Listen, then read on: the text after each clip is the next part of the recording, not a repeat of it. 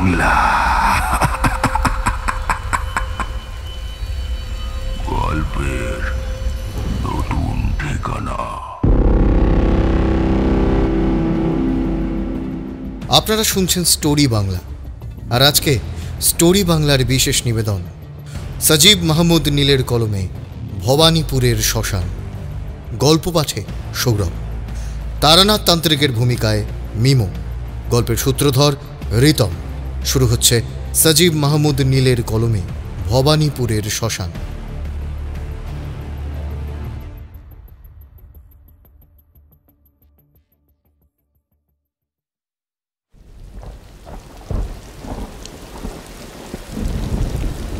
সেবারও এমনই বর্ষা, সারাদিন টিপ টিপ বৃষ্টির যেন আর অন্ত নেই। কেবল বিকেলের দিকে বৃষ্টিটা খানিকটা ধরে আসে ঠিকই, কিন্তু সেই টিপ টিপ টিপ। গ্রামের শেষ প্রান্তের মন্দিরের বারান্দায় বসে হাতের ডান দিকে যত দূর অবধি চোখ যায়, কেবল সাদা ধু ধু জলে ভরা মাঠ। কোথাও এতটুকু শুকনো জমির অবশিষ্ট নেই। প্রথম দুদিন ভালো লাগলেও 3 দিনের দিন মনটা ক্রমেই অস্থির হয়ে উঠতে লাগলো। লাগারই কথা, সারাদিন এভাবে বসে বসে আর একজনের আনা কিঞ্চিত অন্যটুকুর ওপর ভাগ বসাতে আমার ভালো লাগছিল না। যদিও নিজের খাবারের ভাগ দিতে বিজেন ঠাকুরের আপত্তি আছে বলে মনে হয় না। উল্টে গতকাল বিকেলের দিকে বৃষ্টিটা যখন বেশ খানিকক্ষণের জন্যে থেমেছিল, তখন বলেছিল, আকাশ ধরে আসলো ঠিকই, কিন্তু উত্তরের ওই কালো মেঘের বৃষ্টি কিন্তু নামবে। উত্তরের ওই কালো মেঘটার বৃষ্টি নেমেছিল ঠিকই, কিন্তু সেটা সন্ধ্যার খানিক পর। প্রথম দিনই বিজেন ঠাকুরের কাছ থেকেই জেনেছিলাম এখান থেকে ভবানীপুরের দূরত্ব প্রায় গোটা দিনের পথ। যেতে হবে মাঠের মাঝখান দিয়ে, যে পথ এখন তলিয়ে গেছে 1 হাঁটু জলের নিচে। যদিও জল বৃষ্টি ছাড়লেই কমে যাবে, থাকবে না। বিজেন ঠাকুর জানে এইটুকু সময়ে আমি কিছুতেই সেখানে পৌঁছতে পারবো না। হ্যাঁ, সেই তো দেখছি, পুরো মাঠও জলে ডুবে গেছে।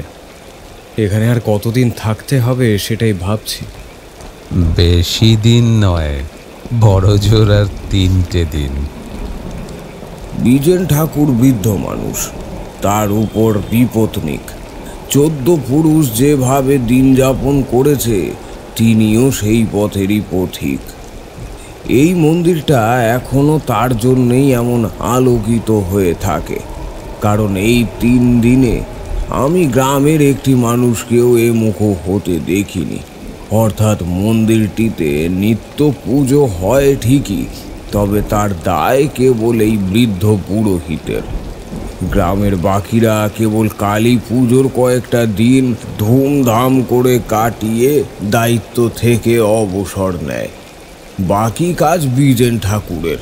বিপত্নিক হলেও এই বয়সে এসে খুব যে একটা অসুবিধে হয় সেটা মনে হয়নি, কারণ মল্লিক বাড়ির ভৃত্য সুখুরাম নিয়ম করে 3 বেলা খাবার পৌঁছে তো দেয়ই, সাথে সাথে পুরোহিত ঠাকুরের যাবতীয় হুকুম পালন করার জন্যে সে মুখিয়ে থাকে। কারণ শ্রী নীলাম্বর মল্লিকের এমনই আদেশ। তবে সুখুরাম লেখাপড়া তো বটেই, সেই সাথে অন্যান্য যাবতীয় জ্ঞান থেকে সম্পূর্ণ বিচ্ছিত। নীলাম্বর মল্লিকের হুকুম তামিল করা ছাড়াও যে এই জগতে আরও অনেক কাজ আছে বা থাকতে পারে, তা নিয়ে সুখুরামের কোনো আগ্রহ আছে বলে মনে হয় না। সে বলে, বাবু আছেন, তিনিই দেখবেন। বাবু তো আমার খারাপ চাইবেনি কো। সুখুরামের এমন সরলতা আমাকে মুগ্ধ করে। নামের মতোই সুখুরাম প্রকৃতই সুখী, কিন্তু বিজেন ঠাকুর বিদ্বান মানুষ, সংস্কৃত তো বটেই, সেই সাথে ধর্ম এবং তন্ত্রের গভীরে ও জ্ঞান তাক লাগিয়ে দেওয়ার মতো একটা মানুষ যে কিনা কখনো এই গ্রামের বাইরে পা রাখেনি, তার মুখে তন্ত্রের গভীর থেকে গভীরতর আরও গোপন গুপ্ত কথা শুনে আমার সাধনা জীবনকে আকাশের বুকে একটা ছোট্ট কালো বিন্দুর ন্যায় দেখায়। সেখানে সুখুরামের মতো একজন নিপাট সরল মানুষের সাথে, যাকে প্রকৃতই কথা বলা বলে, সে কথা বলে সুখ পাওয়ার কথাও নয়। সুখুরামের দিয়ে যাওয়া খাবার খেয়ে মন্দিরের বারান্দার এক পাশে দাঁড়িয়ে বিড়ি টানছি।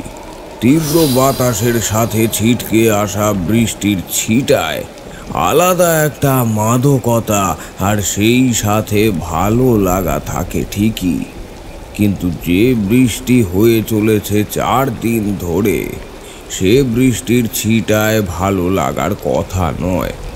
তাড়াতাড়ি বিড়িটা শেষ করে মন্দিরের ভিতরে আসলাম। দেখলাম বিজেন ঠাকুর বেদির ঠিক পাশেই বসে আছে, 2 চোখ বন্ধ, হয়তো কিছু একটা ভাবছে। আমিও এগিয়ে গেলাম। আমার পায়ের শব্দেই বোধহয় তিনি চোখ খুলে তাকালেন, বললেন, বসো। আচ্ছা, তুমি তো ভবানীপুরের শ্মশানে যাবে, তাহলে ফেরার সময় সেখান থেকে আমার জন্য একটা জিনিস নিয়ে এসো তো। এই কয়েকদিনে বৃদ্ধের সাথে আমার বেশ আন্তরিকতার সৃষ্টি হয়েছে, তাই যাকে বলে বিশেষ কোনো কথা, সেই কথা বলার আগে ভূমিকার কোনো প্রয়োজন হলো না। কি জিনিস? একটা গাছের পাতা। আমি তোমাকে সেই গাছের বৈশিষ্ট্য বলে দেব, তুমি দেখলেই চিনতে পারবে। কথাটা বলেই বিজেন ঠাকুর একটু থামলেন, তারপর আমার মুখের দিকে তাকিয়ে বললেন, কিন্তু তারানাথ, তুমি যে কাজটা করতে যাচ্ছ তার উপর দিকটা ভেবে দেখেছো তো? বৃদ্ধ যে এই প্রশ্নটা আমাকে করে বসবেন তা ভাবতে পারিনি। হ্যাঁ, সত্য যে আমি সেই শ্মশানে এমনি এমনি যাইনি, কোনো সাধু সন্ন্যাসীর আখড়ায় পড়েও থাকতে যাইনি। গিয়েছিলাম সম্পূর্ণ ভিন্ন একটি কারণে। আমার এই জীবনে তন্ত্রের সাধনা আমি কম করিনি, কিছু কিছু শক্তিও পেয়েছিলাম, সেই সব গল্প তো তোমাদের বলেছি। সেই যে বরাকর নদীর তীরে সাধুর সান্নিধ্য জীবনের প্রকৃতই একবার সব সাধনা করার ভাগ্য হয়েছিল, যদিও এরপর বিভিন্ন কারণে আর একটি বারের জন্যেও সব সাধনায় বসতে পারিনি আমি। কিন্তু প্রতিটি সাধনার জন্যে মৃতদেহ প্রয়োজন হয় না। আমার জীবনে আমি এমনও ভয়ঙ্কর আর গুপ্ত সাধনার কথা শুনেছি, যাতে মৃতদেহের উপর বসতে হয় না ঠিকই, কিন্তু সাধনায় যদি এতটুকু খুঁত থাকে তাহলে সাধকের মৃত্যু অনিবার্য। তেমনি একটি সাধনা করার জন্যেই মেহেদিপুর থেকে এত দূরের শ্মশানের দিকে আমার এই যাত্রা। আমি জানি এই সাধনার ফল যা কিছু একটা হতে পারে, এমনকি আমার মৃত্যু হওয়াও অসম্ভব নয়, কিন্তু সেই সাথে এটাও জানি আমি একজন মানুষকে কথা দিয়েছি, আর সেই কথা আমাকে রাখতেই হবে। এতে যদি আমার এই তুচ্ছ জীবন ত্যাগ করতে হয়, তবুও আমি পিছু হটার কোনো উপায় দেখতে পাই না। আজ সকাল থেকেই আমাদের এই আসর বেশ জমে উঠেছে। একে তো এই বৃষ্টি বাদলার দিন, তার উপর আবার পুজোর ছুটি, আর তাই আমি আর আমার বন্ধু কিশোরী সেন তারানাথের মটলেনের বাড়িতে হানা দিয়েছি। যদিও আমি এসেছি পরে, আর এসেই দেখি কিশোরী আর তারানাথ আসর প্রায় জমিয়ে ফেলেছে। কেবল অপেক্ষাটা আমার জন্য। আমি আসতেই সেই অপেক্ষার অবসান হলো, আর অপেক্ষার অবসান হতেই তারানাথ বলল, আরে এসো এসো, বসো। ভাবলাম এই বৃষ্টিতে বুঝি আর আসবে না। এমন অলক্ষণে কথা মুখে আনতে নেই। গতকালই বাজার থেকে একখানা ছাতা কিনে এনেছি কি বাড়িতে ঝুলিয়ে রাখার জন্য। তারানাথের মেজাজ যে আজ ভালো, আর তাই গল্প যে একখানা জমজমাটি বেরিয়ে আসবে তা আর নতুন করে বলে দিতে হয় না। ঘরে ঢুকতে ঢুকতেই তারানাথের কয়েকটা ছেঁড়া ছেঁড়া কথা শুনতে পেয়েছিলাম। সেটারই জের ধরে বললাম, তা চিকিৎসা বিজ্ঞান নিয়ে কি যেন বলছিলেন মনে হলো। হঠাৎ তন্ত্রমন্ত্র ছেড়ে বিজ্ঞান চর্চা শুরু করলেন নাকি? না, সে আমার কাজ নয়, কিন্তু পৃথিবীতে এমন অনেক ঘটনাই আছে যা তোমাদের ওই বিজ্ঞানকে বুড়ো আঙুল দেখাতে পারে, সেটাই বলছিলাম। তা কে দেখালো? কেন, আমাকে দেখে তোমার কি তেমন মনে হয় না? এই যে আমার এতগুলো জীবনে এত সব ঘটনা, এই সবের ব্যাখ্যা কি তোমাদের বিজ্ঞানের কাছে আছে? যদি বিশ্বাস করা হতো তাহলে থাকলেও থাকতে পারতো, কিন্তু যেখানে বিশ্বাসই নেই সেখানে ব্যাখ্যা চাওয়াটা অমূলক নয় কি? সেই হলো কথা, বিশ্বাস। অথচ আমি যা বলেছি তার এক বিন্দুও মিথ্যা গল্প নয়, এমনকি আমার ফাঁদা গল্পও নয়। এর প্রতিটা ঘটনায় আমি আমার নিজের চোখের সামনে দেখেছি। কিশোরী বোধহয় ফিক করে হেসেই ফেলছিল, কিন্তু অনেক কষ্টে তা আটকিয়ে রাখল। কথাগুলো যদিও হাস্যকরই বটে, কিন্তু সেই বিচারের দায়িত্ব আমাদের নয়। বললাম, তা চিকিৎসা বিজ্ঞানকে বুড়ো আঙুল দেখানো কোনো ঘটনা কি আপনার ঝুলিতে আছে? তা আছে বই কি। তাহলে শুরু করেন, আর অপেক্ষা কিসের? হ্যাঁ, সেই বরং ভালো। তোমরা যা শুনতে এসেছো সেটাই শোনো। কথাটা বলেই তারানাথ একটানা উপরের ঘটনা বলে বোধহয় একটু দম নেওয়ার জন্যই থামল। কিন্তু এই সাধনার সাথে চিকিৎসা বিজ্ঞানের কি সম্পর্ক? খুব তো বললেন বুড়ো আঙুল দেখানোর কথা। পুরো ঘটনা না শুনেই মন্তব্য করার স্বভাবটা আর গেল না। আগে পুরো ঘটনাটা তো শুনবে। তোমাদের তো আগেই বলেছি, এই সব কোনো ঘটনায় একটা কোনো টানা গল্প নয়, দীর্ঘদিন ধরে একটু একটু করে ঘটা ঘটনার সমষ্টি সব। বুঝলাম অবস্থা বেশ বেগতিক। পকেট থেকে সিগারেটের প্যাকেটটা বের করে সামনে রেখে বললাম, ছাড়ুন তো ওর কথা, নিন সিগারেট খান। তারানাথ আরও কিছু হয়তো বলতেই যাচ্ছিল, কিন্তু সেটা আর বলা হলো না। প্যাকেট থেকে একটা সিগারেট বের করে তাতে আগুন দিতে দিতে বলল,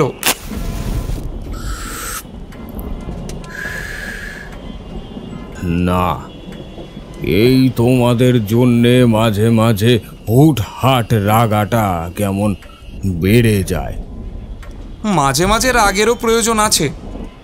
কেন, এটাও কি তোমাদের চিকিৎসা বিজ্ঞান বলেছে? কেন, শোনেননি? না, শুনিনি, আর শুনতেও চাই না। তোমরা এবার কেটে পড়ো তো বাপু। আমরা জানি তারানাথের এই রাগ মিছে। সিগারেটটা শেষ হলেই গল্প আবারও শুরু হবে, আর হলোও তাই। সিগারেটে শেষ টান দিয়ে বাকি অংশটা নারিকেলের মালায় গুঁজতে গুঁজতে বলল, বলতে যখন শুরু করেছি তখন আজ বলি, কিন্তু এটাই শেষ, আর কখনো নয়। এ কথা আমাদের কাছে নতুন নয়, তাই আমরা আপাতত গল্প শোনার জন্য নিজেদের প্রস্তুত করে নিলাম। জীবনে যে খুব বেশি সাধনা করতে পেরেছি তা বলবো না, কিন্তু কমও কিছু করিনি। তবে সেই ঘটনা একেবারেই ব্যতিক্রম। চোখ বন্ধ করলেই মনে হয় এই তো কয়েকদিন আগের ঘটনা, কিন্তু আসলেই কি তাই? দীর্ঘ 25 বছর আগে এই গল্পে যে সব মানুষ অভিনয় করেছিল তাদের মধ্যে এক আমি ছাড়া আর কেউই যে নেই, তবুও ঘটনাটা কত তাজা এখনো। যেন মিশে গেছে শরীরের প্রতিটি রন্ধ্রে রন্ধ্রে। ভয়, আতঙ্ক, বিভৎসতাকেও ছাড়িয়ে গিয়েছিল যে বস্তুটি, সেটা হলো বিজেন ঠাকুরের আনতে বলা সেই গাছের একটি পাতা। বিজেন ঠাকুরের প্রশ্নের জবাবে কি বলবো সেটা বুঝে উঠতে পারলাম না, কারণ আমার উত্তর প্রতিবারের মতো এইবারেও হ্যাঁই হবে। প্রতিবারের মতো কথাটা উল্লেখ করলাম, এর কারণ তিনি এই একই প্রশ্ন আমাকে এর আগেও বেশ কয়েকবার করেছেন, এবং প্রতিবারই আমি নিজের সিদ্ধান্তে অটল থেকেছি। আমি জানি তিনি আমার আপন নন, রক্তের কেউ নন, জীবনে আর হয়তো কখনো দেখাও হবে না। কিন্তু সেই সাথে এটাও জানি আমার কোনো বিপদ হচ্ছে দেখলে অচেনা বয়সের ভারে নুইয়ে পড়া এই মানুষটা কিছুটা হলেও ব্যথিত হবেন, কারণ এই কটা দিনেই তিনি আমাকে বড্ড আপন করে নিয়েছেন। বেশ, তবে আমি আর বাধা দিই কেন? তবে আমি তোমাকে এই বিষয়ে সামান্য একটু সাহায্য বোধহয় করতে পারবো। সাহায্য? কেমন সাহায্য? সেটা তো সময় এবং পরিস্থিতির উপর নির্ভর করবে। বিজেন ঠাকুরের কথাটার অর্থটা ঠিক বুঝতে পারলাম না। আমি এখান থেকে গোটা একটা দিনের পথ দূরত্বে এক গুপ্ত সাধনায় বসবো, সেখানে তিনি থাকবেন না, এমনকি থাকতে চাইলেও তা সম্ভব হতো না, কারণ সাধনার সময় সাধক ব্যতীত অন্য কোনো সাধকের উপস্থিতি থাকতে নেই। এমন একটা পরিস্থিতি যদি কোনো বিপদ ঘটে তবুও নয়। সেখানে ইনি কিনা বলছেন আমাকে সাহায্য করতে পারবেন। আমি বৃদ্ধের মুখের দিকে অবাক হয়ে তাকিয়ে আছি দেখে তিনি আবার আমায় বললেন, তুমি সব সাধনা করেছ, একবার হলেও করেছ তো, এটাই বা কম কিসে? আমি জীবনে অনেক সাধককে দেখেছি যারা এই একটি সব সাধনাও করে উঠতে পারেনি। তুমি হয়তো ভাবছো যে মানুষটা যৌবনের পর একটিবারের জন্য গ্রামের বাইরে পা রাখেনি, সে এত কিছু জানে কিভাবে? জানে, কারণ আমি না গেলেই এখানে অনেকেই আসে তোমারই মতো। তাই তোমার উপর আমার ভরসা আছে। ভয় যে তুমি পাবে না তা জানি, কিন্তু এই সাধনার প্রকোপ যে বড়ই ভয়ঙ্কর। আকাশ ধীরে ধীরে ফর্সা হয়ে আসছে, কয়েকদিনের জমানো মেঘ অনেকটাই কেটেছে। আমার অনুমান যদি ঠিক হয় তাহলে কাল দুপুরের পর আর বৃষ্টি থাকবে না, সারা রাতে জলও কমে যাবে। যাত্রায় বিলম্ব হওয়ার কথা নয়। তোমার সাথে হয়তো আর দেখা হবে না, যদি না তুমি নিজে থেকে চাও। যদি এই পথেই ফেরো তাহলে আমাকে আমার গাছের পাতাটা এনে দিও, কিন্তু তার আগে আমার কাছে তোমার একটি চুল রেখে যাও। প্রশ্ন করো না, মনে করো এই চুলটা আমি তোমার স্মৃতিচিহ্ন হিসেবে রেখে দিলাম। স্মৃতিচিহ্ন হিসেবে আর যাই হোক, কেউ যে কারোর চুল রাখবে বা রাখতে চাইবে তা আমার বিশ্বাস হয় না। আমি নিশ্চিত তিনি কোনো একটা বিশেষ কারণের জন্যেই এমন আবদার করলেন। একটা চুল বৃদ্ধের হাতে দিতেই তিনি সেটাকে 2 আঙুলে ধরে একবার দেখলেন, তারপর পাশের একটা জল ভর্তি কাঁসার পাত্রে রেখে দিলেন। প্রদীপের আলোয় দেখলাম শুকনো রুক্ষ চুল ভেসে আছে।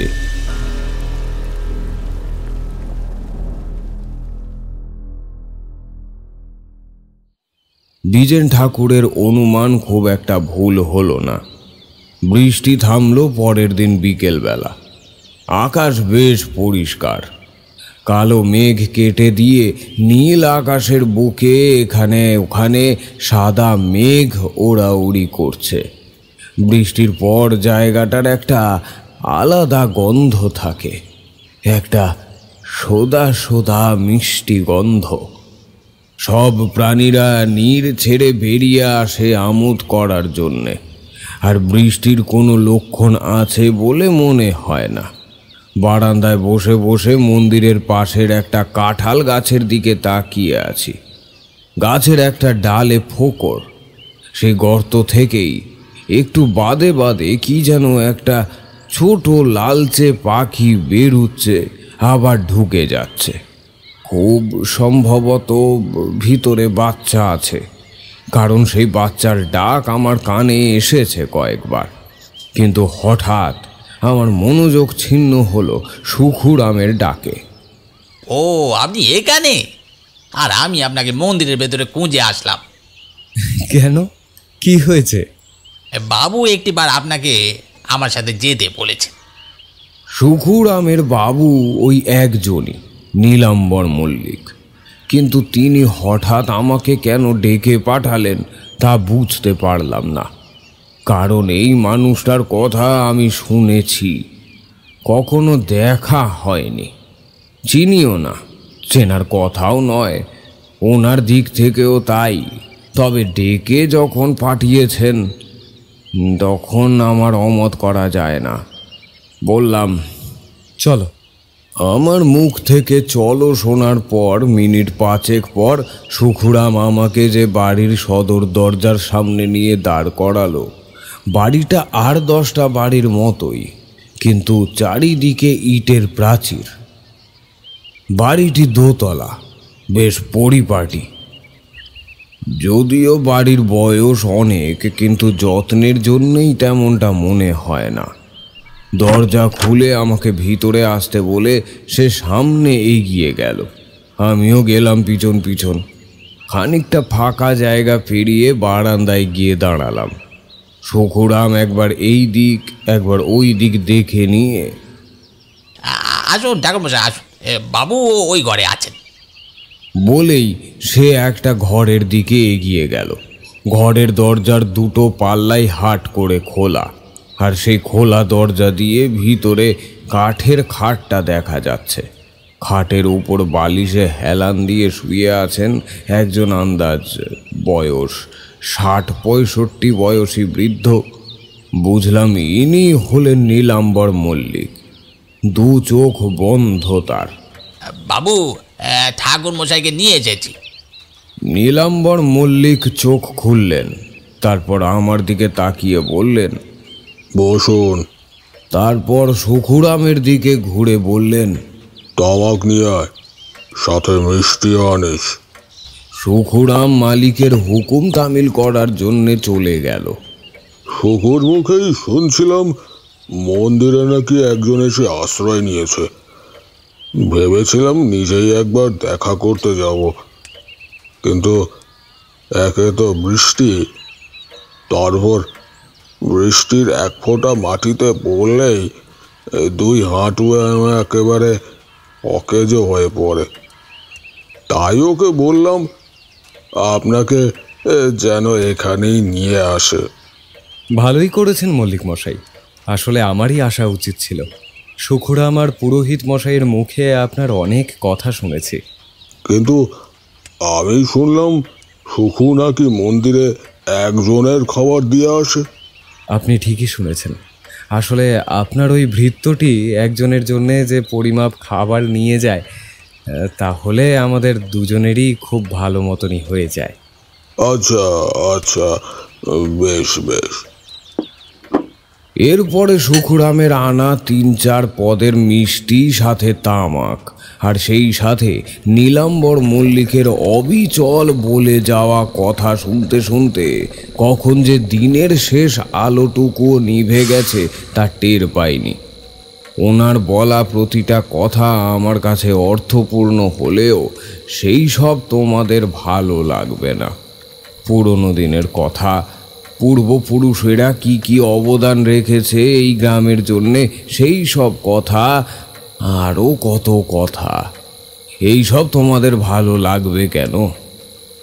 একটা সময় বুঝলাম আসর এখন ভাঙতে চলেছে, কারণ নীলাম্বর মল্লিকের বলার গতি ধীরে ধীরে কমে আসছে।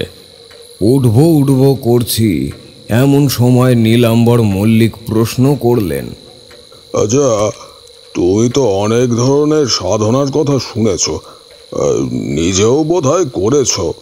খুব বেশি না, যতটুকু পেরেছি। কেন বলুন তো? আচ্ছা, তোমার কি মনে হয় কোনো গায়ের রং মিশমিশে গাঢ় নীল কিংবা অনেকটা কুচকুচে কালো হয়? গাঢ় নীল? কই, তা তো শুনিনি কখনো। কিন্তু আমি দেখেছি আমার থেকে হাত 10 দূরে স্ত্রীলোক, লাল পাড়ের শাড়ি পরনে, পুরো শরীর নীল নাকি কালো তা বোঝবার উপায় নেই। 2 চোখ জবা ফুলের মতো লাল, মাথায় ঘোমটা দেওয়া ছিল না, চুল খোলা। চিনতে পারলাম না, কখনো দেখিনি। দরজার দিক থেকে হেঁটে আসছিল, হঠাৎ আমাকে দেখে দাঁড়িয়ে পড়ল। কয়েক মুহূর্ত তাকিয়ে থেকে আবার সোজা উপরের দিকে চলে গেল। নীলাম্বর মল্লিকের এমন বর্ণনা শুনে অবাক হয়ে গেলাম। উনি যদি ভুল না দেখেন আর এই বর্ণনাই যদি সত্যি হয়, তাহলে আমি এই তারানাথ বলছি, নীলাম্বর মল্লিক সেই রাতে যে স্ত্রীলোককে দেখেছিল তিনি আর কেউ নন, স্বয়ং কাল ভৈরবী। কিন্তু আমার সামনে বসে আছেন একজন আপাদমস্তক সংসারী মানুষ, যে কিনা সংসারের বাইরে আর কিছুই বোঝে না, যাকে বলে পুরোপুরি গৃহী। এমন একজন লোক বলে কিনা তিনি কাল ভৈরবীকে দেখেছেন, যাকে একবার দেখা পাওয়ার জন্যে কত ত্যাগ, কত আত্মবলি দিয়েও শেষ কুলে শূন্যই থাকে। সেই কাল ভৈরবীর দেখা পেয়েছেন নীলাম্বর মল্লিক। যদিও অবিশ্বাস করব না, কারণ আমার সাথেও এমন অনেকেরই দেখা হয়েছে যাদের দেখা অন্য কেউ খুব সহজে পায় না। সেখানে আমি কোনো প্রকার সাধনা ছাড়াই দেখা পেয়েছি, কিন্তু নীলাম্বর মল্লিকের বিষয়টা অন্য।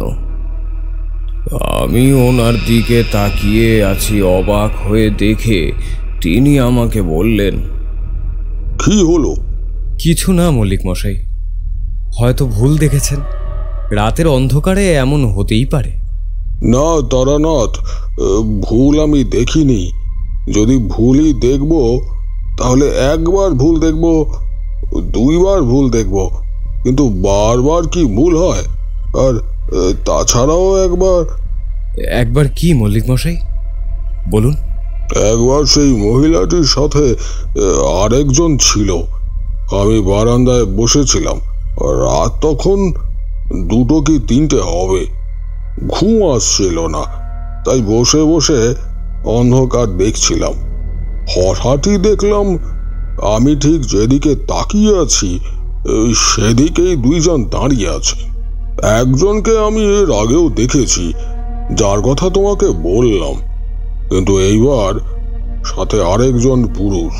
তারও শরীর গাঢ় নীল অথবা কালো, সেই সাথে হাতে একটা লাঠি। কয়েক মুহূর্ত দাঁড়িয়ে আবার কোথায় যে মিলিয়ে গেল অন্ধকারে বুঝতে পারলাম না। আমার পুরো শরীরে যেন একটা অদ্ভুত শিহরণ খেলে গেল। আমি এমন অনেক উচ্চ কুঠির সাধককে দেখেছি যারা একজনকে দর্শনের জন্যে কত সাধনা, কত কি করেছে।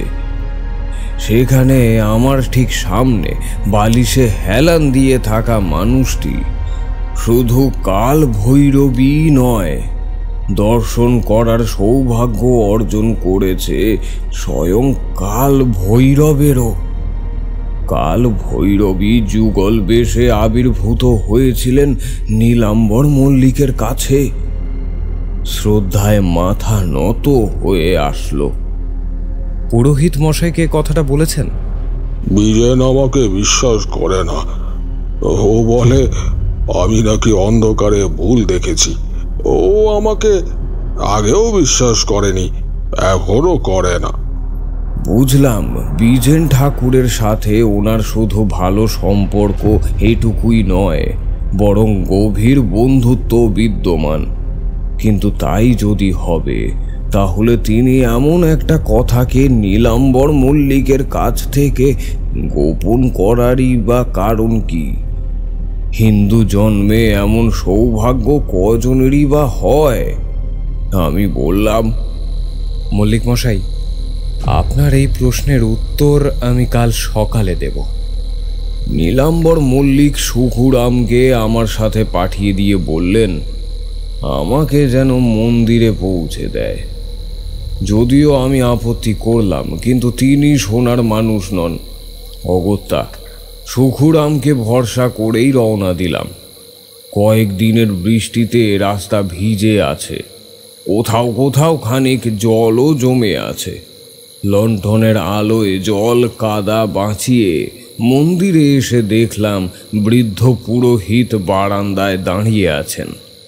আমাকে সুখুরামের সাথে আসতে দেখে কিছু বলার আগেই সুখুরাম তার হো হো মার্কা হাসি হেসে বলল, বাবু বলেছিল ঠাকুরমশাইকে যেন একবার নিয়ে যায়, আপনাকে তো দেখতে পেলুম না।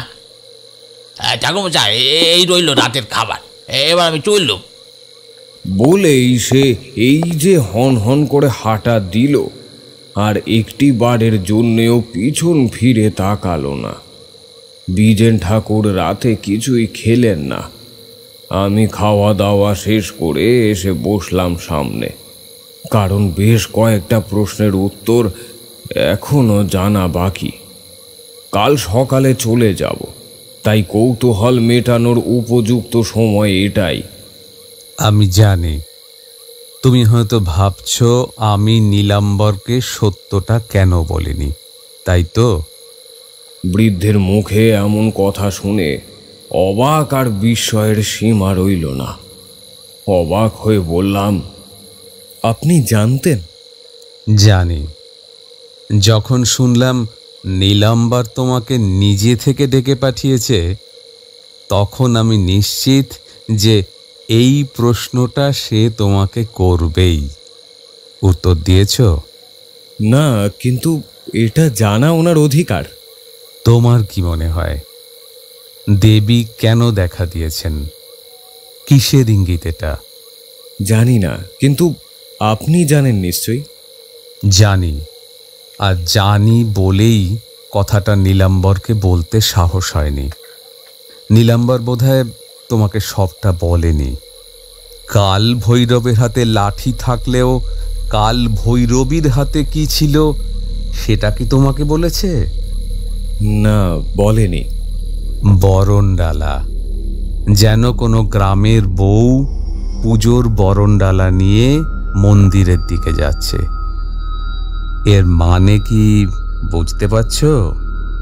বুঝতে আমি পারলাম, আর বুঝতে পেরেই মনটা খারাপ হয়ে গেল।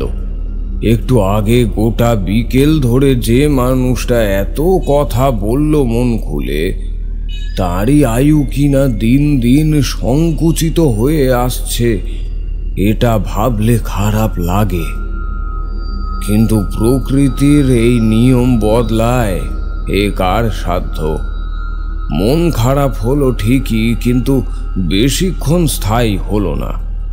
অচেনা একজনের জন্যে মানুষের মন খুব একটা কাঁদে না। বিজেন ঠাকুরও কেমন যেন এড়িয়েই গেলেন কথাটা। বললেন, সকালেই রওনা দিও, অনেকটা পথ যেতে হবে, ঘুমিয়ে পড়ো। যদিও কথাটা তিনি ভুল বলেননি, কিন্তু মনের অবস্থা এমন, ঘুম কি আসবে? ঘুম কিন্তু সত্যি এসেছিল, আর সেটাও আশ্চর্যভাবেই। ঘুম যখন ভাঙলো তখন বাইরে আলো ফুটেছে। বিজেন ঠাকুর মনে হয় আমার আগেই উঠেছেন, আর নয়তো সারা রাত ঘুমোননি। কারণ আমি ওনাকে ঠিক যে অবস্থায় বসে থাকতে দেখেছিলাম, ঘুম থেকে উঠে ওনাকে ঠিক একই স্থানে বসে থাকতে দেখলাম। মন্দিরটা মানুষটা নিজের ঘরের মতো করে সাজিয়ে রেখেছে। বসবার জন্যে ওনার আলাদা করে জায়গার প্রয়োজন হয় না। আমার উপস্থিতি টের পেয়ে তিনি চোখ খুলে তাকালেন। চেহারা বেশ প্রসন্ন, অর্থাৎ পুরোটা রাত জেগে ছিলেন না। বললেন, তুমি কি এখন রওনা দেবে? যেতেই যখন হবে তখন আগে রওনা দেওয়াই ভালো, পথও তো কম নয়। তা ঠিক, বসো, তোমাকে কয়েকটা কথা বলি। আমি বিজেন ঠাকুরের সামনে বসলাম। তিনি বললেন, তুমি কি এই পথেই ফিরবে? বেঁচে থাকলে তেমনই ইচ্ছে। বেশ, তাহলে তোমাকে বলি, ভবানীপুরের শ্মশানটা বেশ বড় আর চারিদিকে জঙ্গল। মাঝখানে একটা ছোট ডোবার মতো আছে। গাছটাকে তুমি সেখানেই পাবে। সেখানে পৌঁছেই সর্বপ্রথম সেই গাছের একটা পাতা ছিঁড়ে নিজের কাছে রাখবে। এক মুহূর্তের জন্য কিন্তু কাজ ছাড়া করবে না। কিন্তু গাছটাকে চিনব কিভাবে? কালো নীল গাঢ় রঙের পাতা ধরে আছে সাদা দুধের মতো লতানো ডালে। নিজের ডালকেই নিজের লতানো পাতা নিয়ে আষ্টে পৃষ্ঠে জড়িয়ে রেখেছে পান পাতার মতো। যখন পাতাটা ছিঁড়বে তখন কালো কালো কষ বের হবে। এমন বৈশিষ্ট্যের গাছ পৃথিবীতে আর দুটো হয় না, তাই চিনতে তোমার অসুবিধা হওয়ার কথা নয়। মনে রাখবে, গাছটার নাম হলো ধবল কৃষ্ণ। নামটা মনে রাখতে বললাম কারণ নাম যদি মনে করতে না পারো তাহলে সে গাছ তোমার কাছে মরীচিকার মতো, চোখের সামনে থাকলেও খুঁজে পাবে না। তাই আবারও বলছি, গাছের নাম ধবল কৃষ্ণ। দীর্ঘ মাঠ পেরিয়ে গ্রাম, তারপর আরও বেশ খানিকটা পথ এগিয়ে সন্ধ্যার একটু আগে শ্মশানের ঠিক পাশেই এসে দাঁড়ালাম। আর এসেই দেখলাম পথে যা শুনেছি সেটাই সত্য। আশেপাশের গ্রামের কেউ একজন দেহ রেখেছে, আর সেই দেহটা চিতার আগুনে দাহ করার জন্য একদল শ্মশান বন্ধু এখনো শ্মশানের পাশে দাঁড়ায়মান। যদিও এতে আমার কোনো অসুবিধে নেই। বিজেন ঠাকুরের বর্ণনা মতো শ্মশানের ঠিক মাঝখানে মাথা উঁচু করে দাঁড়িয়ে থাকা বটগাছটার পাশ দিয়ে এগিয়ে গেলাম। এই দিকটায় কাটা গাছ আর ছোট বড় আগাছায় ভর্তি। বুঝলাম চলমান জায়গা হলেও এই দিকে লোকজন খুব বেশি না আসলেও একেবারেই যে পদচিহ্ন পড়ে না তা নয়। পদচিহ্ন পড়ে, আর তার চিহ্ন এখনো এই পথের ওপরই। আর এই পায়ে হাঁটা পথটা সোজা গিয়ে ঠেকেছে ডোবার তলদেশে। ডোবায় জল বেশি নেই, স্বচ্ছ জলের উপর থেকেই তলটা দেখা যাচ্ছে। সেই সাথে ছোট বড় মাঝারি ধরনের পোড়া মাটি ইটের টুকরোয় জায়গাটা পরিপূর্ণ। এর অবশ্য একটা কারণ আছে, ঠিক কত বছর আগে সেটা সঠিক করে বলা যাচ্ছে না, কিন্তু একটা সময় এই ছোট্ট ডোবার মতো পুকুরটির পাশেই জাঁকজমকভাবে নিজের আধিপত্য জাহির করে দাঁড়িয়েছিল একটি মন্দির, যে মন্দিরের কিছুটা ধ্বংসাবশেষ এখনো বিদ্যমান। কালের পরিক্রমায় মন্দিরের অস্তিত্ব বিলীন হওয়ার পথে হলেও কিছুটা নিদর্শন জিইয়ে রেখেছে। অথচ এখানেই একটা সময় এমন কোনো সাধনা নেই যে সাধনা হতো না। তবে পুজোর কথা বলতে পারছি না। মন্দির যখন প্রতিষ্ঠা হয়েছিল তখন প্রতিষ্ঠিত দেবী থাকবে, এটাই স্বাভাবিক। কিন্তু ঠিক কোন দেবীর পূজা করা হতো সেটা জানি না। শুধু জানি না এই নয়, অনেক খোঁজ খবর করেও এই মন্দিরের প্রতিষ্ঠিত দেবীর সম্পর্কে কোনো প্রকার তথ্য আমি পাইনি। যা জানতে পেরেছি সেটা হলো মন্দিরের ঠিক পাশে একটা বিশাল বট গাছ আছে, আর সেই বট গাছের পাশেই প্রতিষ্ঠিত করা আছে এক আসন। আমি সেই আসনে গিয়ে বসেই শুরু করব সাধনা।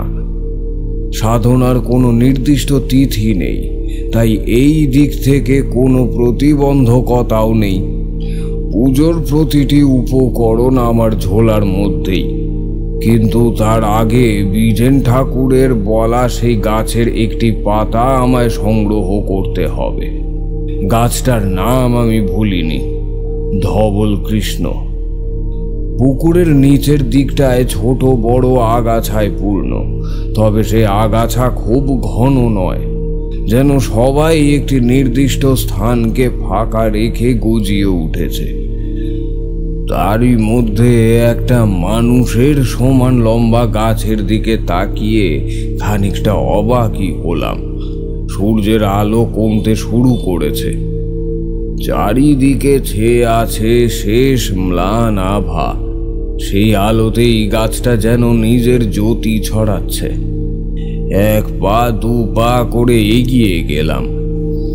কাটা ঝোপ আর আগাছা দুই দিকে সরিয়ে গাছটার কাছে পৌঁছতেই আমার দু চোখ অবাক আর বিস্ময়ে স্থির হয়ে গেল। একটা বুড়ো আঙুল সমান মোটা সরু কাঁটাযুক্ত ডাল মাটির গভীর থেকে উঠে এসেছে প্রায় কাঁধ অবধি, আর সেই সাথে মাটির গভীর থেকে উঠে এসেছে 5টি লতানো ডাল। একটার সাথে আর একটা যুগল কপোত কপতির মতো এঁকে বেঁকে উঠে আলিঙ্গন করতে করতে উঠে এসেছে শেষ অবধি। আর তাতেই বড় পাতার মতো ছোট বড় মাঝারি পাতা। সাধারণ গাছের পাতার রং সবুজে আমাদের জানা কথা, কিন্তু সেই সবুজের একটা ধরন আছে। কিন্তু এই পাতার রং ঠিক সবুজ নয়, গাঢ় নীল।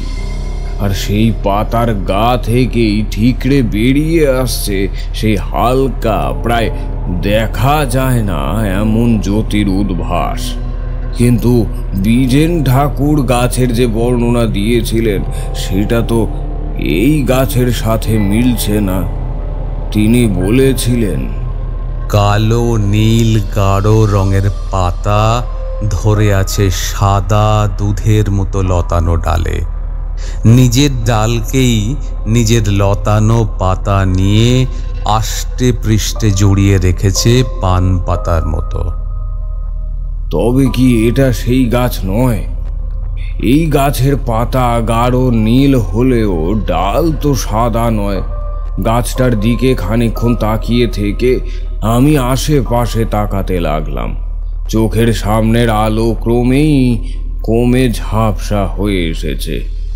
বেশি দূরের জিনিস দেখা যাচ্ছে না, কিন্তু গাছের একটা পাতা যে আমার আগেই সংগ্রহ করতে হবে। আগেই কেন করতে হবে সেটা জানি না, যেহেতু জিনিসটা বিজেন ঠাকুরের, তাই পরে নিলে ক্ষতি কি এইসব ভাবনা আমার মাথায় তখন ছিল না। আমি কেবল জানি বিজেন ঠাকুর আমাকে বলেছেন, আর তাই সেটাই আমাকে করতে হবে। এই দিক ওই দিক তাকাচ্ছি, সূর্যের আলো আর নেই বললেই চলে। চারদিকটা অন্ধকার হয়ে এসেছে। হঠাৎই পাশ থেকে একটা আলোর মতন বুঝতে পেরে তাকালাম, আর তাকিয়েই অবাক হয়ে দেখলাম আমি একটু আগে যে গাছের পাশে দাঁড়িয়েছিলাম সে গাছের ডালটা একটু আগেও সবুজ ছিল। সেই গাছের ডালই এখন ধপধপে সাদা বর্ণ ধারণ করেছে। ঠিকরে বেরিয়ে আসছে হালকা জ্যোতির উদ্ভাস, আর সেই সাথে চারিদিকে ছড়িয়ে দিচ্ছে একটা অপার্থিব সৌরভ। আমি এক পা দু পা করে এগিয়ে গেলাম গাছটার দিকে। এবার আমি নিশ্চিত এটাই বিজেন ঠাকুরের বলা গাছ। হয়তো আরও কিছুক্ষণ দাঁড়িয়েই সেই সৌন্দর্যের সবটুকু উপভোগ করতাম, কিন্তু এরই মধ্যে চারিদিকে ঘন কালো অন্ধকারের ছায়াটা আরো বেশি করে ছড়িয়ে গিয়েছে। আর দেরি করলাম না, হাত বাড়িয়ে দুটো পাতা ছিঁড়ে ভাঁজ করে কোমরে গুজে রাখলাম। তারপর আবারও যে পথে এসেছিলাম সেই পথেই এসে বেরিয়ে আসলাম কাটা ঝোপের ভিতর থেকে। অন্ধকারেরও একটা নিজস্ব আলো আছে। দীর্ঘক্ষণ যদি সেখানে অবস্থান করা হয় তাহলে চোখের সামনে আস্তে আস্তে সেই আলো ফুটে ওঠে। তার উপর আজ পূর্ণ চাঁদ উঠবে। আকাশ কাঁসার থালার মতো পরিষ্কার। আশপাশ থেকে শুকনো ডালপালা জড়ো করে আগুন জ্বালালাম। আর আগুন জ্বালাতেই চারপাশটা লাল আভায় ছেয়ে গেল। একটা মোটা জ্বলন্ত ডাল তুলে নিলাম হাতে। বেশ মশালের কাজ করছে। আর সেই আলোতেই দেখলাম বেদির আশেপাশে একটাও আগাছা বা ওই জাতীয় কিছুই নেই। এখানে ওখানে পড়ে আছে আধ পোড়া কাঠ। একটা মাটির ঘটিও চোখে পড়ল। ঘটিতে এখনো কিছুটা জল আছে। আর সেই ঘটির পাশেই ছুটোছুটি করছে হাজার হাজার লাল পিঁপড়ে। মাটিতে মিষ্টি জাতীয় কিছু একটা আছে, আর তাই তাদের এমন দলবদ্ধ আগমন। সব মিলিয়ে বুঝলাম আমার আগে যে সাধক এসেছিলেন এগুলো তারই চিহ্ন। আর সেই সাথে এটাও বুঝলাম আমার কাজ অনেকটাই এগিয়ে আছে। দীর্ঘক্ষণ যদি কোনো প্রতিষ্ঠিত আসনে সাধনা করা না হয় তাহলে সেই আসনে বসার আগে প্রাণ প্রতিষ্ঠা করতে হয়। যদিও এ আমার কাছে নতুন নয়। সাধনায় যেসব উপকরণ প্রয়োজন তার সবই আমি আগে থেকেই জোগাড় করেছিলাম, যা এখন আমার কাঁধের ঝোলায়। সকল প্রস্তুতি শেষ করে আমি যখন নিজের মনকে একাগ্র করে আসনে বসলাম তখন মাথার উপরে পূর্ণ চন্দ্র। আর এটাই এই সাধনার একমাত্র লগ্ন। গুরুর বলা মন্ত্র আমার জানাই ছিল। বীজ মন্ত্র বলার সময় গুরু বারবার সাবধান করে দিয়ে বলেছিলেন, তারানাথ, এই সাধনা বড়ই তুচ্ছ, কিন্তু মনে রাখবি সাধনা যেমনই হোক না কেন তাতে তোর করা একটি ভুল তোর জীবন নাশের জন্য যথেষ্ট। তাই সাবধান, বীজ মন্ত্রে যেন ভুল না হয়। জ্বলতে থাকা ধুনির আগুনে কয়েকটা জড়িবুটি ফেলে দিয়ে উচ্চারণ করতে লাগলাম বীজ মন্ত্র। এই বীজ মন্ত্র আমাকে ততক্ষণ পর্যন্ত পাঠ করতে হবে যতক্ষণ না আমার কার্যসিদ্ধি ঘটবে। 1000 বার বীজ মন্ত্র পাঠ করার পর অবশেষে আসলো সেই লগ্ন। এইবার সাধনার প্রধান উপকরণ বিসর্জন দেওয়ার পালা। ঝোলা থেকে মোড়ানো শাল পাতা বের করলাম। তারপর ধুনির আগুনের সামনে ধরে ধীরে ধীরে খুলে ফেললাম শাল পাতার বাঁধন। আর খুলতেই বেরিয়ে আসলো একটা মানুষের শুকনো কাটা আঙুল। আঙুল? হ্যাঁ, কাটা আঙুল। মানুষের কাটা আঙুল। মানুষের কাটা আঙুল? মানুষটিকে? যার কঠিন দুরারোগ্য মুক্তির জন্যে আমি সাধনায় বসেছি। যদিও তোমাদের বোঝার ক্ষেত্রে কথাটা সাধনা, কিন্তু আদতে এটা কোনো সাধনা নয়, আবার যজ্ঞও নয়। এ এক ভিন্ন রীতি যা শিখেছিলাম এক সাঁওতাল আদিবাসী সর্দারের কাছে। গ্রামের মোড়ল তুলসী মণ্ডলের ছেলের বড় ছেলে মোহন রায়ের শরীরে জন্ম নিয়েছে এক কঠিন রোগ। রোগের প্রথম সূচনা হয়েছিল অনেক ছোটবেলায়। উনুনের আগুনে পা গিয়েছিল পুড়ে। প্রথম দিকে সেই ঘা শুকিয়ে গেলেও শরীরে ঠিক কোনো মরণ ব্যাধি সৃষ্টি করে গিয়েছিল তা কেউই বুঝতে পারেনি। বুঝতে পারলো তখন যখন আবারও সেই পোড়া স্থানে ঘা ফুটে উঠল, আর দেখতে দেখতে ছড়িয়ে যেতে লাগলো পুরো শরীরে। কত কবিরাজ, কত ডাক্তার, কিন্তু লাভের লাভ কিছুই হয়নি।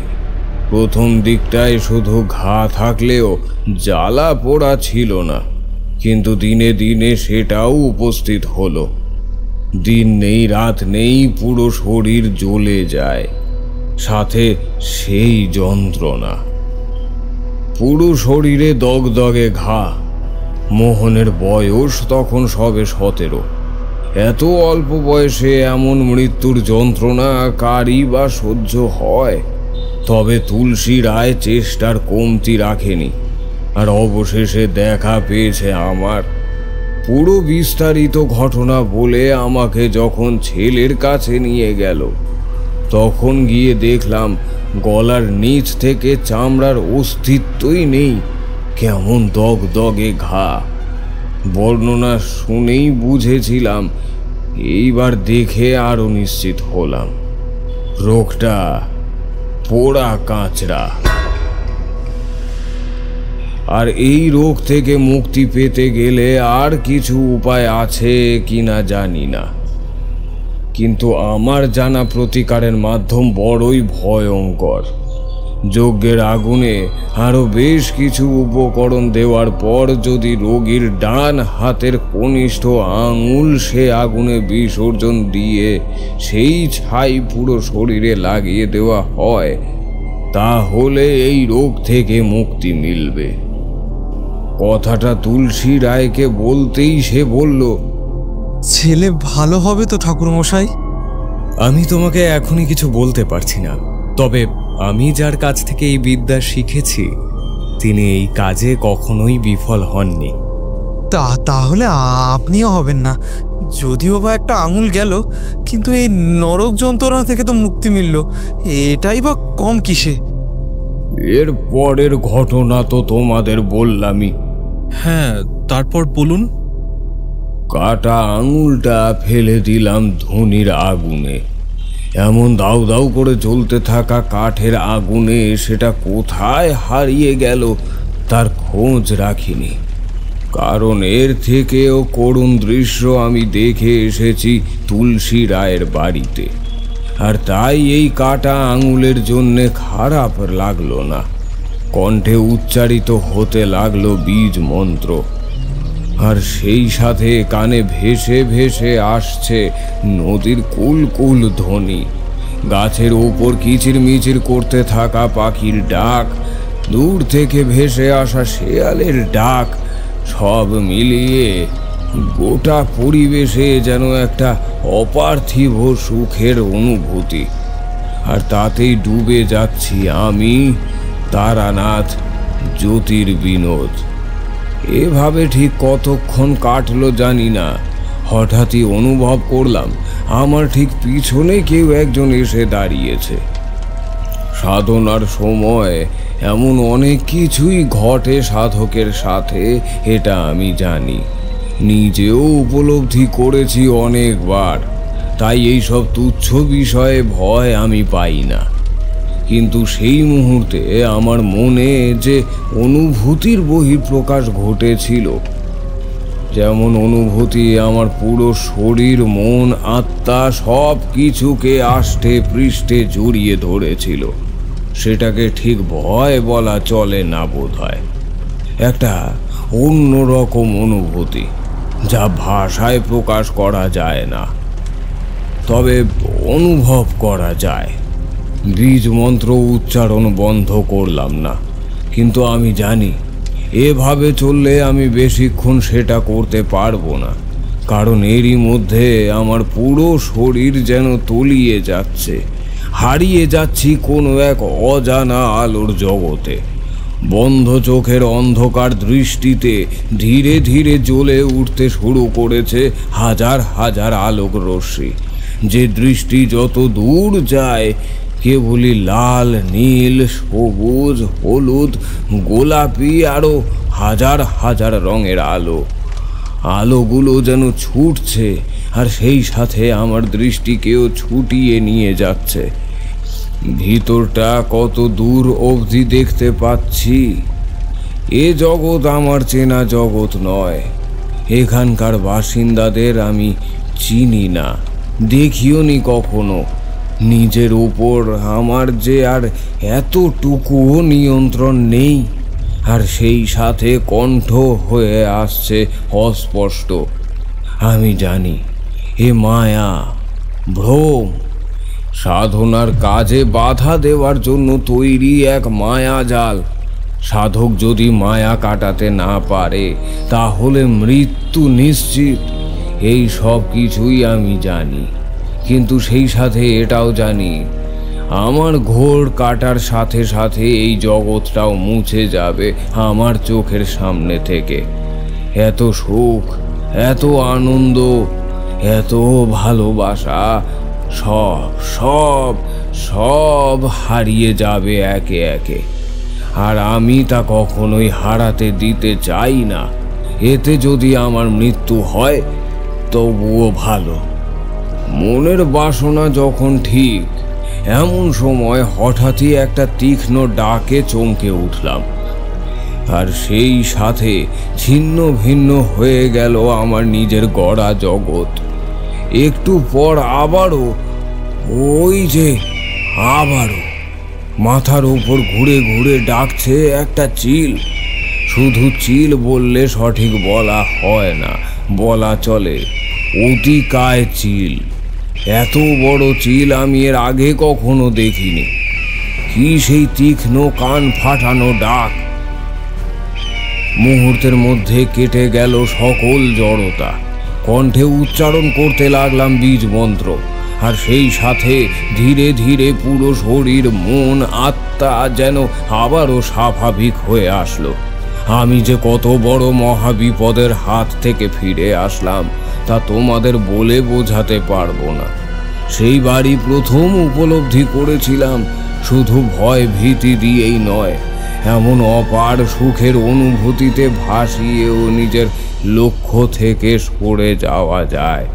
সাধকের তখন আর চিন্তা করার কোনো উপায় থাকে না। সাধক সেটাই করে যা তাকে দিয়ে করিয়ে নেওয়া হয়। এ এক মায়াজাল, যা তৈরি হয়ই শুধুমাত্র আসনে বসে থাকা সেই সাধককে ঘিরে। যদি তাই না হতো তবে মৃত্যু অবধারিত জানা সত্ত্বেও কেন ফিরে আসে না? এই প্রশ্ন আমাকে করা অর্থহীন, কারণ আমি নিজেও ফিরে আসতে পারিনি, পারতামও না যদি না সেই তীক্ষ্ণ চিলের ডাক কানে না আসতো। তারানাথ থামল, তারপর সামনে পড়ে থাকা পাসিং শোয়ের প্যাকেটটা হাতে তুলে নিতে নিতে বলল, বলতে পারো ওই চিলের তীক্ষ্ণতাই আমাকে সেদিন রক্ষা করেছিল। যদি সঠিক সময় তা না হতো তাহলে আমাকে আর পেতে না। তবে এটাও সত্যি, সেই কয়েক মিনিট যে আমি সুখ শান্তি পেয়েছিলাম, সেই একই অনুভূতি আমার হয়েছিল মধুসুন্দরী দেবীর সান্নিধ্যে থেকে। জীবনে বাঁচার মতো পেয়েছিলাম ওই 6 মাসই। আমি জানতাম আমি সামান্য মানুষ, বই আর কিছুই নয়। আর তিনি দেবী, তাকে তুষ্ট করতে হলে আমার জীবন খোয়াতে হবে। কিন্তু তবুও সত্যিকারের বাঁচা যাকে বলে, সেই বাঁচার লোভের কাছে জীবন মৃত্যুর প্রশ্ন আমার কাছে অন্তত অর্থহীন। তারপর কি হলো?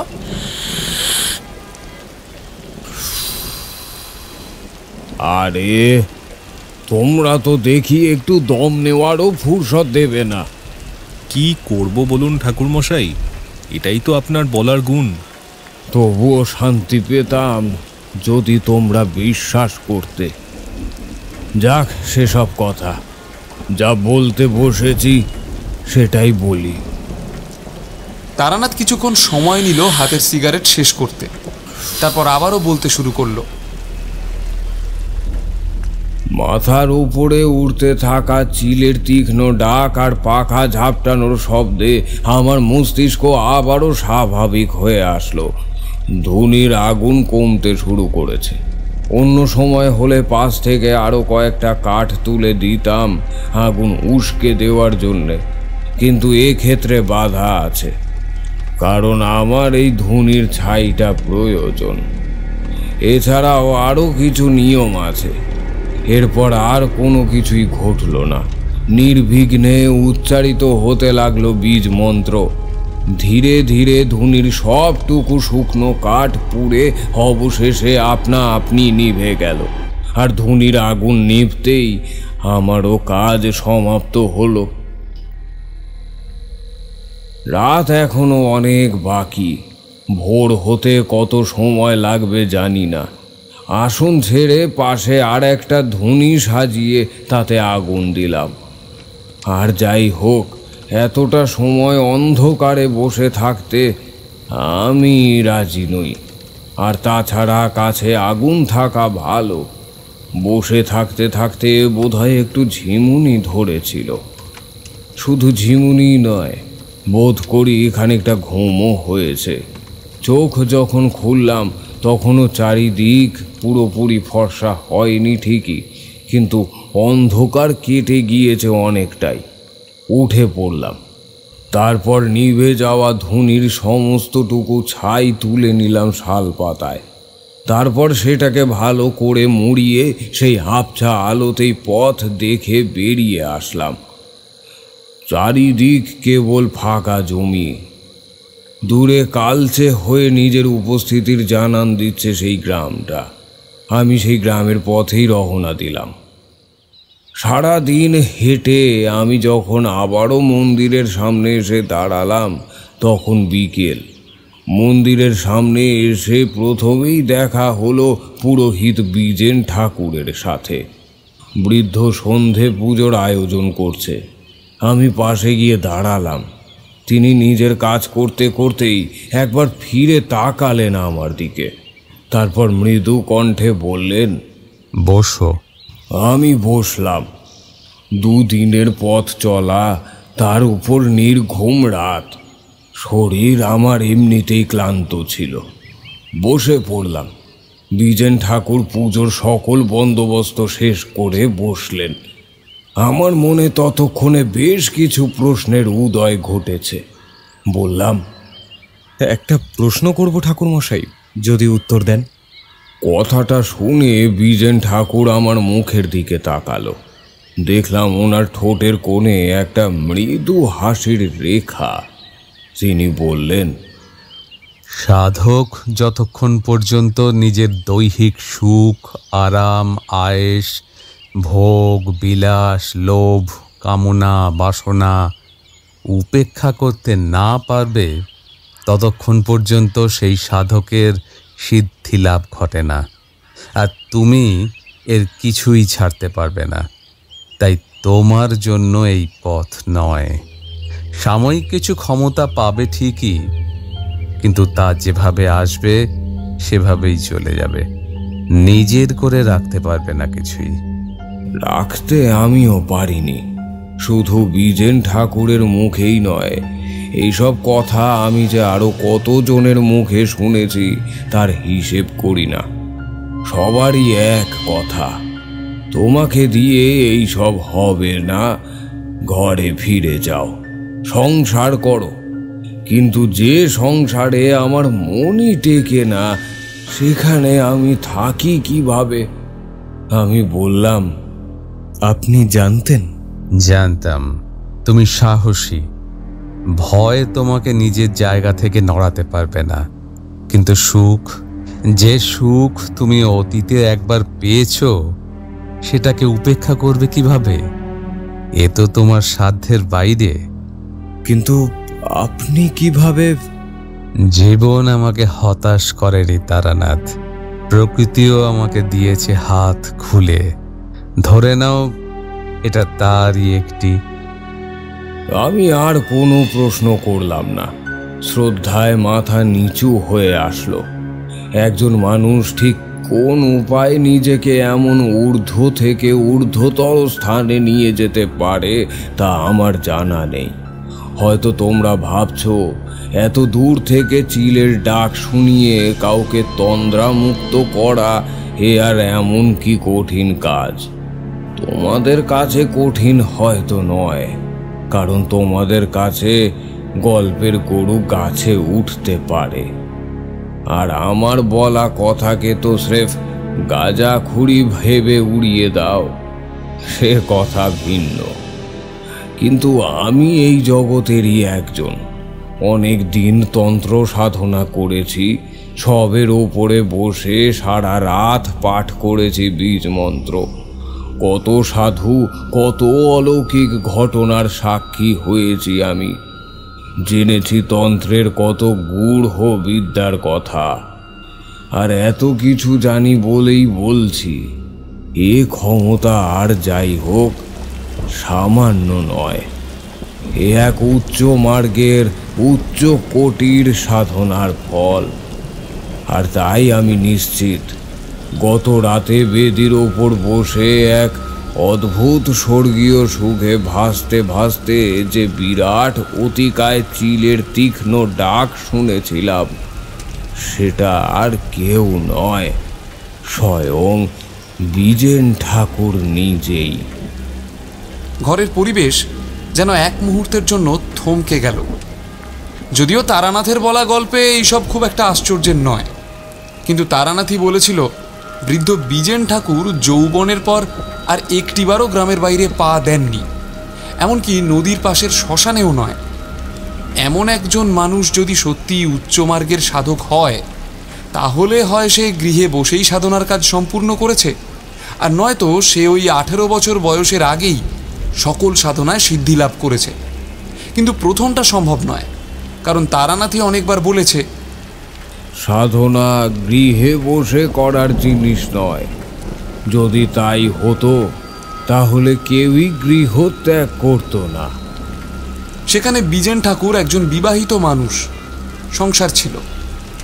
আমি আর কিশোরী তারানাথের মুখের দিকে অবাক হয়ে তাকিয়ে আছি দেখে বলল, তোমরা হয়তো ভাবছো যে মানুষটা সারা জীবনই প্রায় গৃহে কাটিয়ে সংসার ধর্ম পালন করলো, তার পক্ষে এমন কথা কিভাবে বললাম। না, আমি ভুল বলিনি। তিনি সত্যি উচ্চ মার্গের সাধক ছিলেন। তোমাদের মতো আমিও অবাক হয়েই প্রশ্ন করেছিলাম, কিন্তু আপনি কিভাবে? আপনি তো... আমি গৃহী, এ কথা ঠিক। সংসারও করেছি, এটাও ভুল নয়। আর আমি এখন তোমাকে যা বলছি এটাই সত্য। কিন্তু আমি তো শুনেছি সাধনা গৃহে বসে করার জিনিস নয়, তাই তো? আমি তো তোমাকে একবারও বলিনি যে সাধনা গৃহেই করেছি। তবে এই প্রশ্নের উত্তরে সারা রাত ধরে বিজেন ঠাকুর আমাকে যে অলৌকিক ঘটনা শুনিয়ে গেল, তা বড়ই আশ্চর্যের তো বটেই, সেই সাথে অবিশ্বাস্য। কিন্তু সেই সাথে আমি আমার দীর্ঘদিনের জমা অভিজ্ঞতাকেই জানি যে তিনি যা বলছেন তা এক বিন্দুও মিথ্যে নয়। সে যাই হোক, সে অন্য একদিন হবে। এখন আপাতত যে ঘটনাটা বলতে বসেছি সেটাই শেষ করি। রাত তো হলো, এক কাপ চা হলে মন্দ হয় না। বসো তোমরা, আমি চা বলে আসি। চায়ে আমাদের আপত্তি ছিল না। আসলে এখানে এসে বসেছি সেই বিকালবেলা, এখন রাত 8টা বাজে। এর মধ্যে একটিও সিগারেট ধরানো হয়নি। আসলে আমাদের সিগারেটের নেশা আছে এটা যেমন সত্যি, ঠিক তেমনই সত্যি আমরা কখনোই তারানাথের সামনে ধূমপান করি না। আর তাই এইবার একটু ফুরসত পেতেই আমি আর কিশোরী উঠে বারান্দায় দাঁড়ালাম।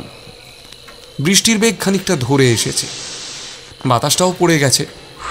ধূমপান শেষ করে আমরা আবার যখন ফিরে আসলাম, তখন দেখি তারানাথ একটা সিগারেট জ্বালিয়ে জানালার দিকে তাকিয়ে আছে। আমাদের ফিরতে দেখে বলল, এ তোমাদের মিথ্যা ভয়।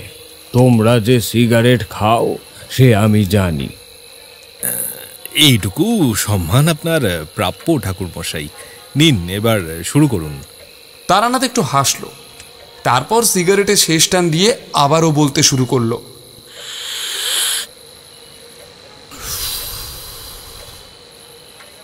পরের দিন সকালেই বেরিয়ে পড়লাম।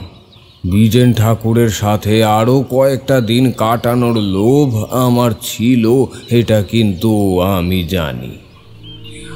আমার পথ চেয়ে বসে আছে 3টে মানুষ। আমাকে যত দ্রুত সম্ভব ফিরতে হবে সেখানে তুলসী রায় অপেক্ষা করছে, আর সেই সাথে বিছানায় ছটফট করছে তুলসী রায়ের ছেলে মোহন রায়। এরপর কিছুটা হেঁটে, তারপর ট্রেনে চেপে, আবারও কিছুটা পথ হেঁটে যখন তুলসী রায়ের বাড়ির সামনে এসে পৌঁছলাম, তখন বাতাসে কান্নার ধ্বনি। বুকটা মোচড় দিয়ে উঠল। তবে কি মোহন মারা গেল? কারণ কান্না যে করছে তার কণ্ঠ আমি চিনি। আড়াল থেকে বেশ কয়েকবার কথা হয়েছিল। আমি যখন গতবার এখানে 2 রাত কাটিয়েছিলাম তখন। ওটা তুলসী রায়ের স্ত্রী। তাড়াতাড়ি করে ভিতরে ঢুকেই দেখলাম তুলসী রায় বিছানার পায়া ধরে বসে আছে। হঠাৎ আমাকে দেখে তিনি যেন হাতে আকাশের চাঁদ পেলেন, ছুটে আসলেন আমার কাছে। তারপর বললেন, আপনি আপনি এসেছেন ঠাকুরমশাই, আপনি এসেছেন। ছেলেটার যে এদিকে যাই অবস্থা। আমার তখন সৌজন্যতা রক্ষার কথা মাথাতেই আসলো না। তাড়াতাড়ি ছুটে গেলাম ঘরের ভিতর। ছেলের বিছানার পাশে বসে আছে মল্লিকা দেবী। মোহনের 2 চোখ বন্ধ, কেবল কিছুক্ষণ বাদে বাদে হাঁপ ছাড়ছে। বুঝলাম ছেলেটার হাতে আর বেশি সময় নেই, কিন্তু এমনটা তো হবার কথা নয়। আমরা ঘরে ঢুকতেই কয়েকজন গ্রামের মহিলা এসে ধরাধরি করে মল্লিকা দেবীকে বাইরে নিয়ে গেল। মোড়ল মশাই, আপনিও বাইরে যান, আমি ডাকলে আবার আসবেন।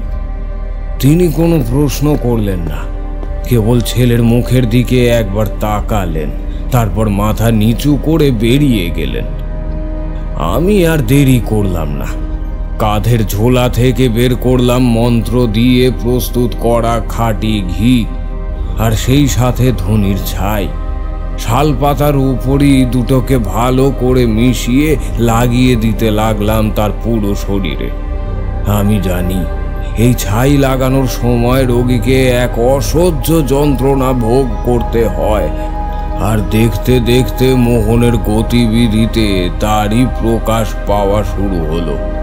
কিন্তু যে শরীর বিছানা থেকে ওঠবার মতো শক্তি রাখে না, এমনকি নিজের হাতটাও নিজে নিজে নাড়াতে পারে না, তার পক্ষে এই যন্ত্রণা কেবল মুখে প্রকাশ করা ছাড়া আর উপায় থাকে না। ধীরে ধীরে মোহনের অস্পষ্ট গোঙানি তীব্র থেকে তীব্রতর হয়ে উঠল। মাঝে মাঝে কেঁপে কেঁপে উঠছে শরীর।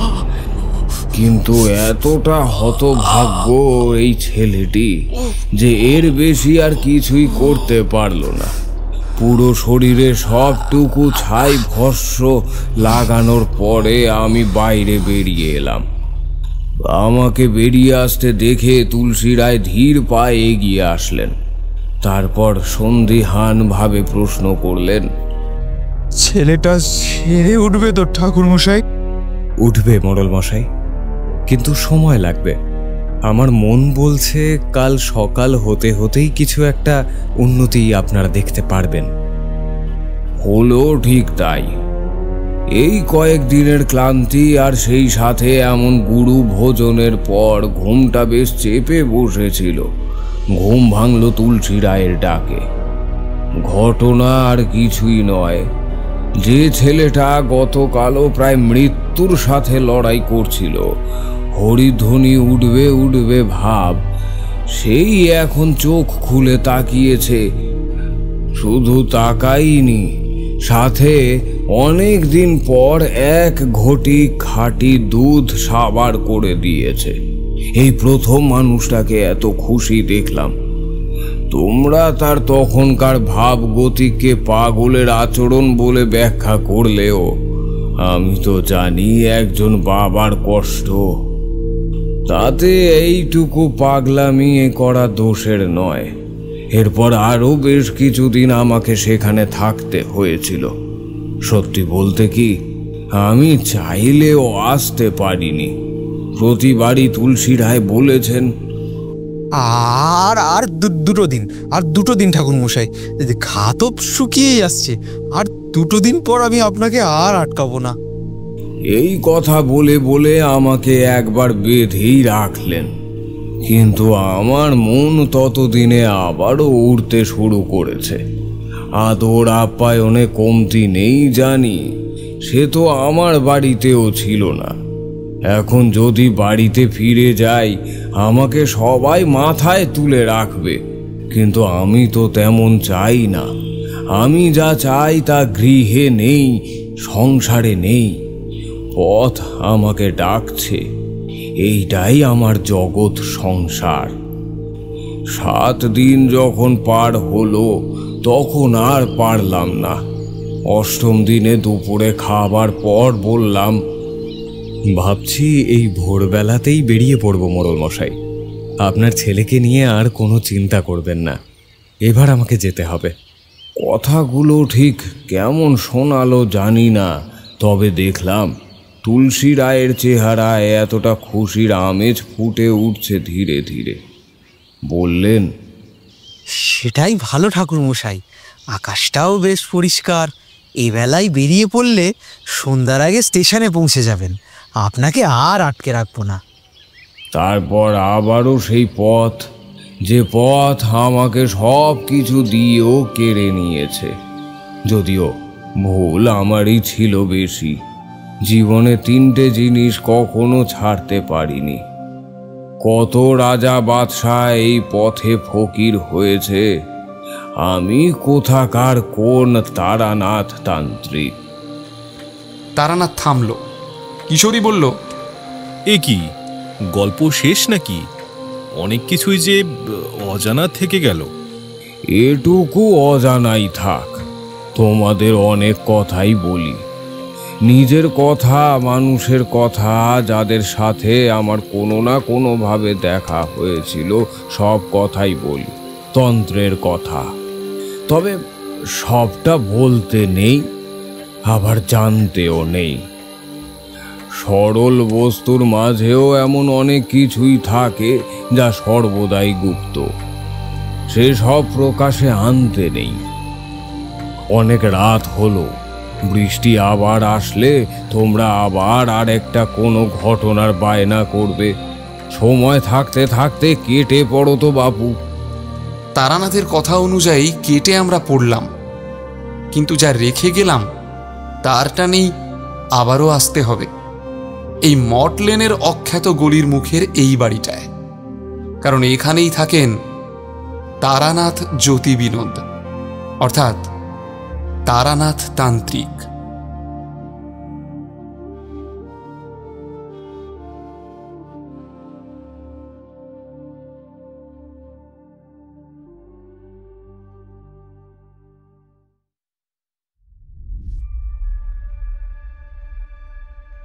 আপনারা শুনছিলেন সজীব মাহমুদ নীলের কলমে ভবানীপুরের শ্মশান। তারানাথ তান্ত্রিকের ভূমিকায় মিমো, বিভূতি ও মোহন সৌরভ, কিশোরী সৌমিক, বিজেন ঠাকুর ইন্দ্রজিৎ, সুখরাম ও গুরু অমিত, নীলাম্বর সাগর নীল, তুলসী প্রিয়ম। গল্পের পরিচিতি পর্বে রিতম, পোস্টার ডিজাইনে অভ্র, সমগ্র পরিচালনা এবং পরিবেশনায় টিম স্টোরি বাংলা। শেষ হল স্টোরি বাংলার আজকের নিবেদন সজীব মাহমুদ নীলের কলমে ভবানীপুরের শ্মশান। আগামী সপ্তাহে আমরা ফিরে আসব আরও একটি নতুন রোমাঞ্চকর গল্প নিয়ে। ততক্ষণ পর্যন্ত ভালো থাকুন, অন্যকে ভালো রাখুন, আর অবশ্যই শুনতে থাকুন স্টোরি বাংলার প্রত্যেকটি গল্প। স্টোরি বাংলা, গল্পের নতুন ঠিকানা।